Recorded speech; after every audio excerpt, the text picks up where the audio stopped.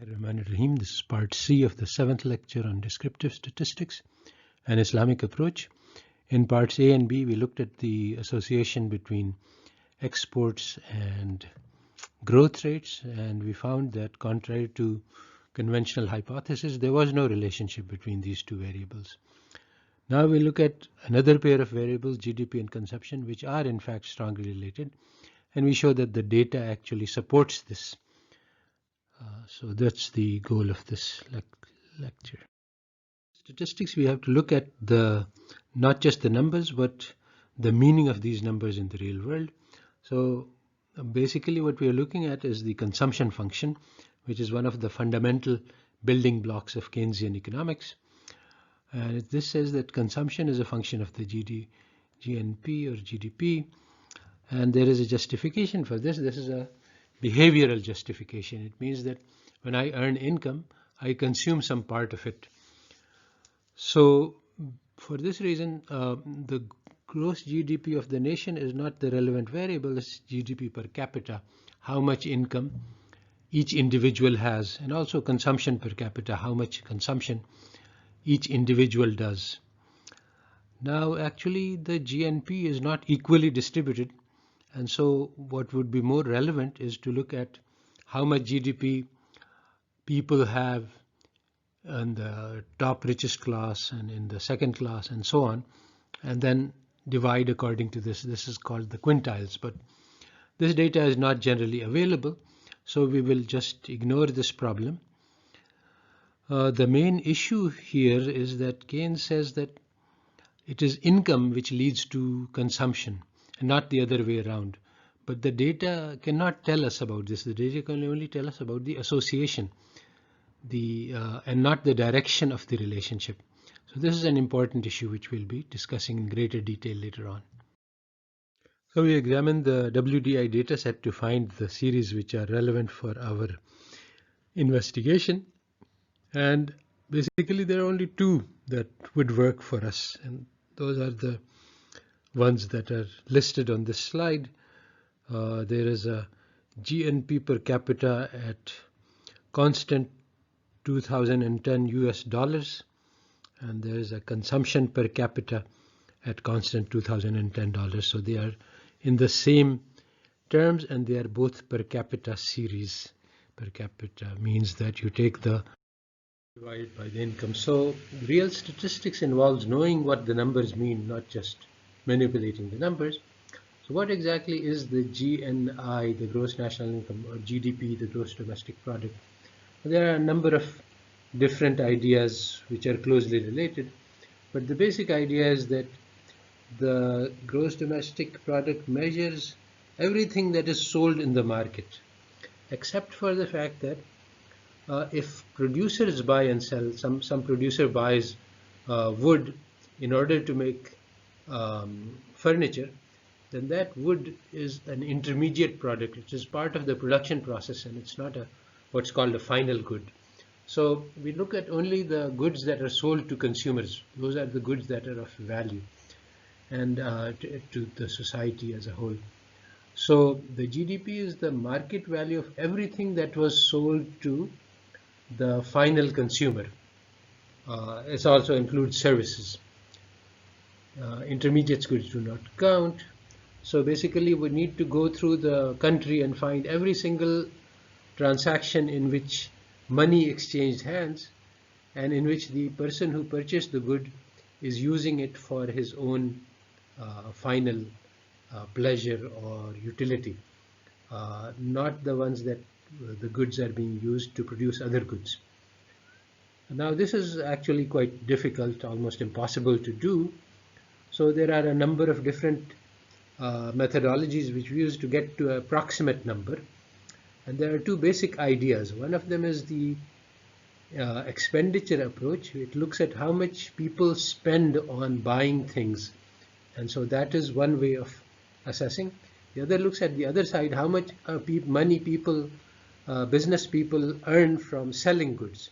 So both of these numbers should come out to the same. So one of them is called the expenditure approach.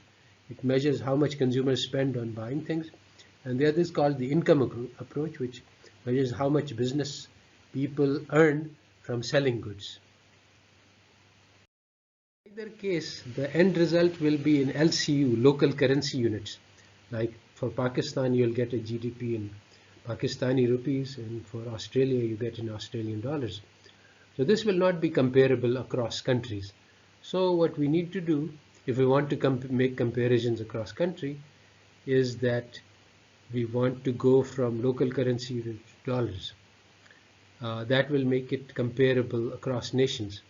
Now the problem is that the dollar rupee rate varies from time to time, across time, and so there are a number of complications involved in making the rate of change conversion, and there is something called the Atlas method, which is used by the World Bank to try to create comparability.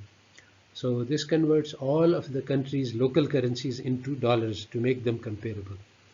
Another way to make things comparable is to divide by the population. That gives us, that takes us from the GDP, which is the whole product of the entire nation, to the GDP per capita. Now, which of these two numbers we use depends on our purpose. GDP itself measures the power of the nation and the wealth of the nation as a whole. But if you look at GDP per capita, it measures roughly how much people are getting. And so that is a closely related measure to welfare. My income is related to how much I can buy and how much welfare I have, whereas the nation's income relates to the power of the nation as a whole. So depending on your purpose, one or the other could be appropriate. The final transformation is that dollars, the value of dollars keep changing across time. They can buy more as in the earlier periods when the inflation was less. And so to make these numbers comparable across time, we divide by the rate of inflation in dollars to try to get equivalent series, one that is the same across time. So that's why that's called 2010 constant dollars. So we look at the pricing of everything in terms of 2010 dollars, and so that creates a series which is comparable across time and across nations. But all of these transformations involve many different kinds of approximations, and they are never perfect and they are never ideal. There are many ways you can think of trying to improve them, but you can never get to a perfect measure because ultimately you have to be subjective. You cannot be objective when you have many different criteria involved. One of the most important corrections that has been made is called purchasing power parity. So even if you have the same number of dollars in different countries, the purchasing power of the dollar in different countries is different because people use different bundles of goods, different qualities, and so there are ways to adjust for that. And so, but we will not look at purchasing power parity. I am here just discussing to show that there is a huge number of different types of errors and approximations that are made when we go from local currency units to dollars to constant dollars, and also from GDP to GDP per capita. Similarly, the private consumption per capita is the total goods which we sell to the private sector, and that's divided by the population. But this number also has many complexities and ambiguities. For example, if I buy a house, this house, I'll record the consumption for this year as $1 million, but actually I'm using the house for many years and there will be no consumption the next year. But actually, this is one of the major adjustments that is made. Instead of looking at the house as a whole, we look at the services provided by the house to me in that year, and then we look at services provided by the same house to me in the second year to get a more smooth flow of consumption across time. And this is one of the problems, but the second problem is even bigger, and that is that there are lots of things which are not sold on the market. For example, the most important one of these is that services of women in the household in terms of taking care of children and doing other chores, which would have great value if you hired a babysitter or if you hired a cook or a cleaner. So these things are a problem because social transactions caring for your parents, caring for your children, these do not come into the marketplace, but these are of extreme value. So this creates a gap between what is measured and what is the real consumption level. But the biggest problem, well, among the big problems, is that when you take per capita income, you're saying that let's take the GNP and divide it equally among the population. But this doesn't actually happen. The GNP is not divided equally. And so this is a problem because taking per capita measure hides the inequality that exists. And the correct way to do this would be to divide the population into fifths and take the richest fifth and the second richest and the poorest and study them separately. And some data on this is available, but not very much. Why is this? Because one of the goals of capitalist economic theory is to hide inequality, to hide class conflict, to hide power. So data that is available reflects the power of the people who are interested and reflects the information that we are allowed to get, and also the data that is not collected reflects the information we are not allowed to get. So to show how the politics plays a role, we have a statement from one of the biggest capitalist economists, one of the biggest free market Chicago economists who are always supporting capitalism and the rich. He writes that it is very harmful to study distribution because we can get more, we can help the poor more by just concentrating on growth, getting more money, instead of worrying about whether it gets into the hands of the people.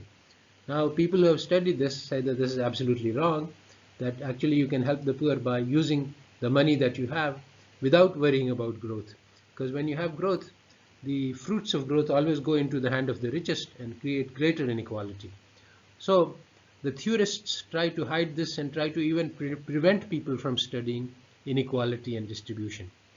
So when we study these GNP per capita measures, we are actually contributing to this this problem of hiding inequality, and we should be aware of this as statisticians and econometricians. To the topic of our lecture, how can we check if the GDP per capita and the consumption per capita are associated, if they move together? So can we use the same method that we used for exports and growth? Actually, no, we cannot. Why not? Well, this is important to understand. There are different types of data. There is cross-section, that is, if we look at the data in one given year for all countries, that's a cross-section. Or if we look at one country moving across time, that's a time series data. And we have a combination of the two. The data set, the WDI data set, is a panel data set where we have cross-sections which move across time, and also you can trace each country separately. So the data for Pakistan in 66 and 67 and 68 you can see. You also have situations where you have non-panel. You have cross-sections across time, but you cannot trace each individual across time. So these are the different types of data, and they have different properties and different methods of analysis.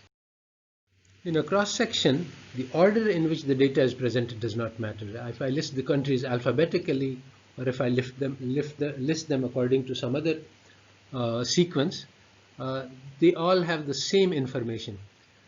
And there cannot be any trend in a cross-section because whether the numbers are increasing or decreasing depends on how I arrange them. It's not part of the data set.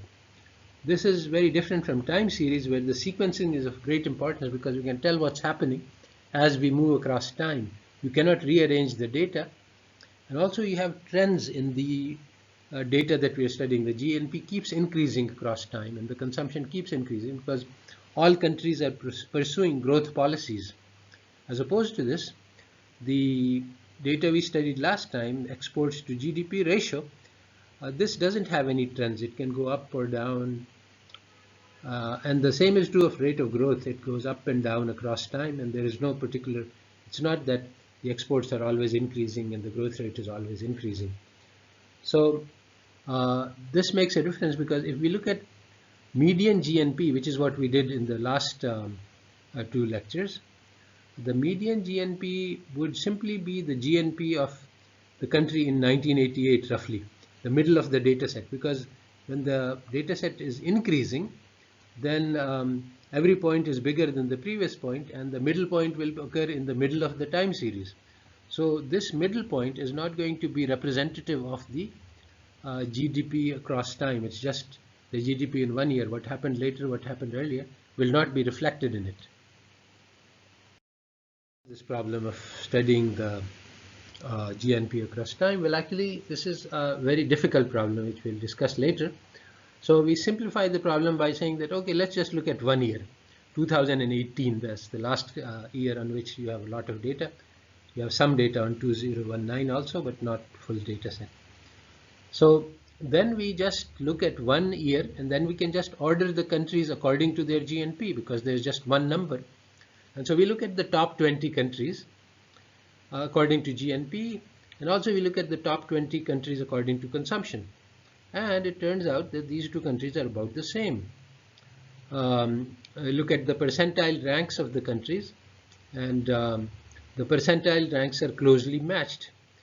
There are only 2 countries in the top 18 GNP which are not in the top 18 consumption, and also vice versa. You have Macau and United Arab Emirates. They are top 20 in GNP but not top 20 in consumption. They drop off the list, but they don't go very far. They just a little bit below. And similarly, Italy and New Zealand are among the top 20 in consumption, but not among the top 20 in GNP. But the difference between the percentile ranks is very small, actually. So it's just a minor issue. So basically, percentile rank in GNP and percentile rank in consumption are very closely related to each other. There are 2 different ways of ranking the countries, one according to GNP and one according to consumption. And these 2 give roughly the same results. Means that both GNP and consumption are closely related across the countries in the year 2018.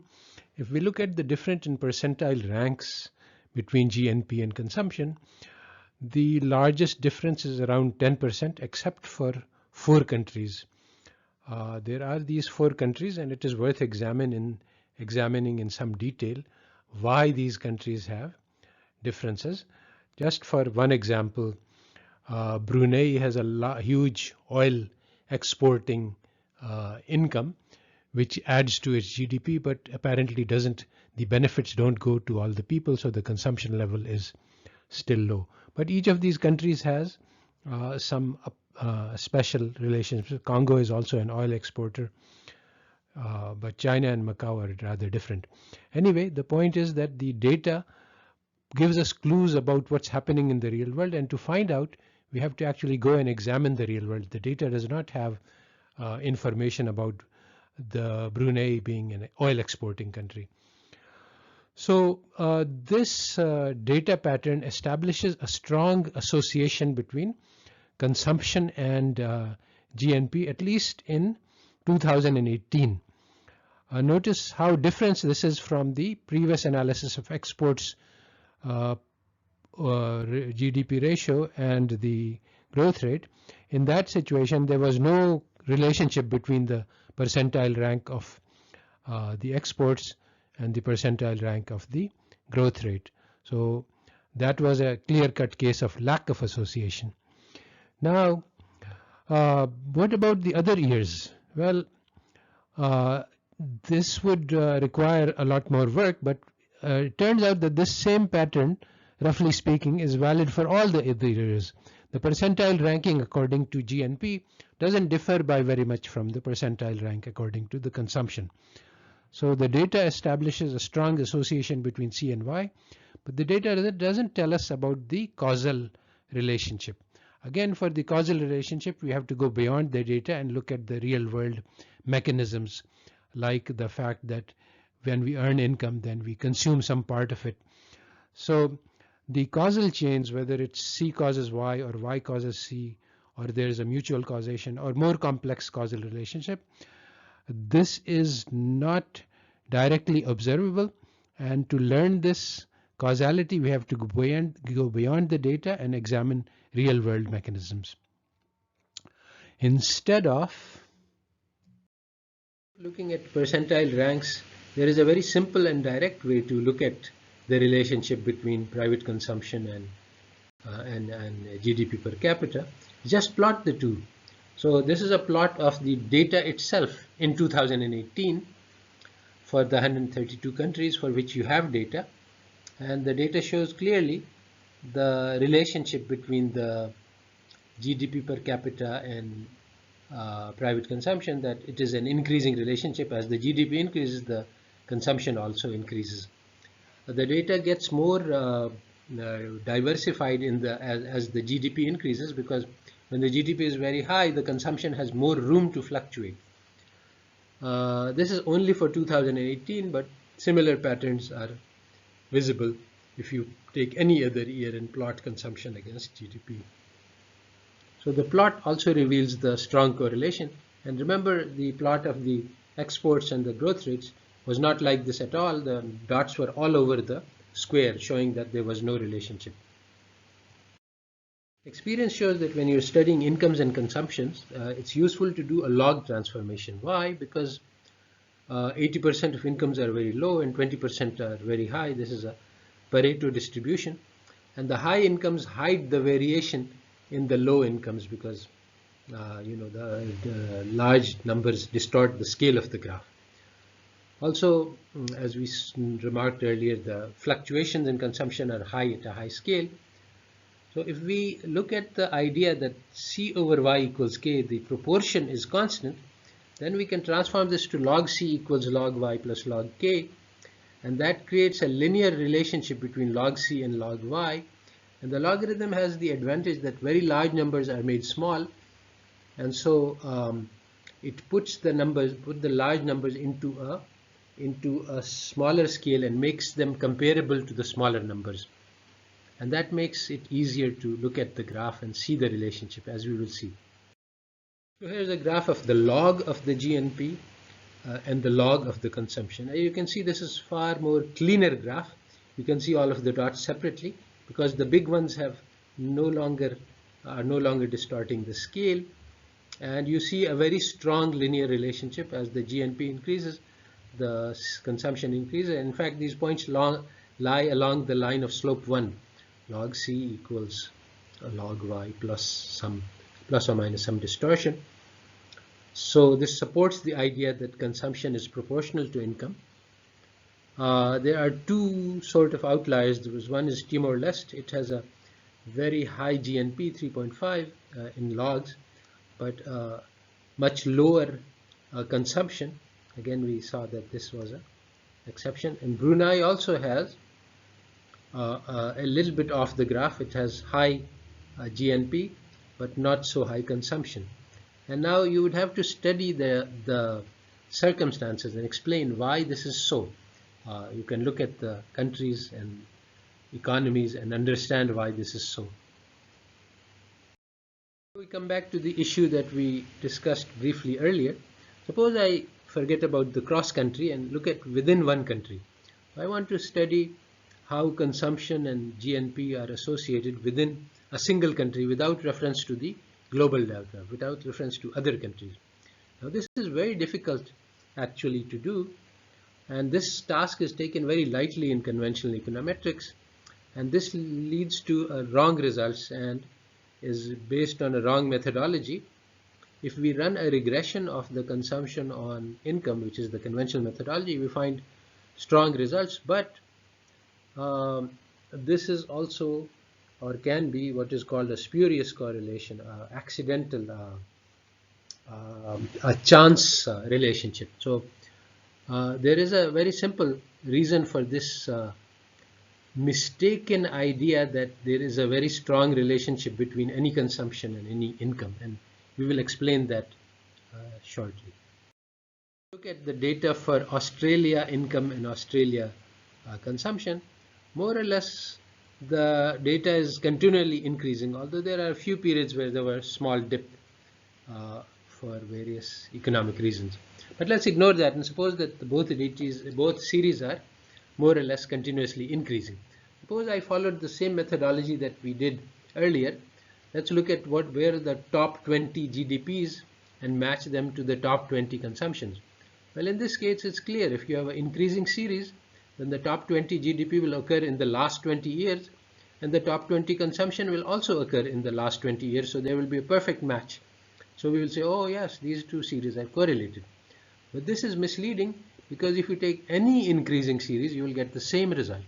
So if I take the Australian GDP and try to take the Brazilian consumption series, you will get exactly the same result, that they are very strongly associated. But this association is meaningless.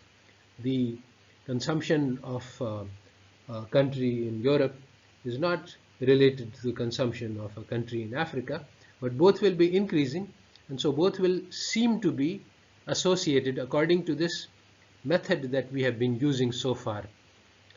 So actually we need to use different methods to assess the association for time series, and these different methods we will develop later on. But if you don't develop different misleading results. So to conclude this lecture, we note that checking associations is not a mechanical task. It depends on the nature of the data. The methodology that we have been developing, looking at percentile ranks and comparing them, it is suitable for cross sections. It can also be used for time series if they don't have trends, but it does not work at all if the time series have trends. Conventional and statistical methods also fail in assessing correlation correctly if you have time series with trends. And causality, which is actually the more important concept, it is not directly visible in the data, but we do get some hints about it. For example, from the data it was clear that exports per capita, exports as a percentage of GDP, do not have any causal relationship with GDP growth rates, and vice versa, because there was no relationship between the two.